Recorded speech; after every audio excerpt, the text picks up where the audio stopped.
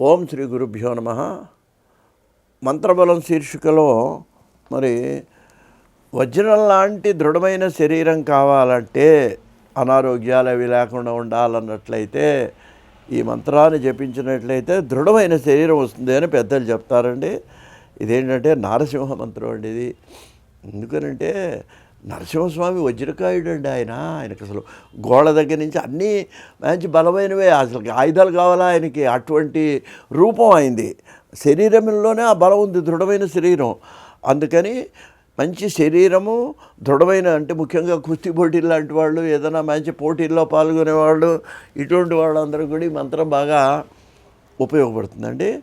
ఓం నమో నారసింహాయ వజ్రద్రంష్ట్రాయ వజ్రిణే వజ్రదేహాయ వజ్రాయ నమో వజ్ర నఖాయ చ.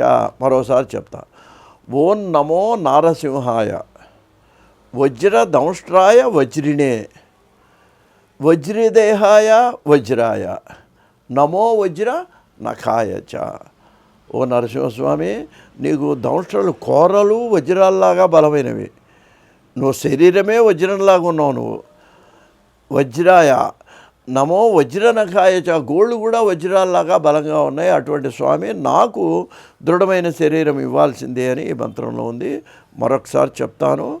ఓం నమో నారసింహాయ వజ్రదంష్ట్రాయ వజ్రిణే వజ్రదేహాయ వజ్రాయ నమో వజ్ర నఖాయ చ. స్వస్తి.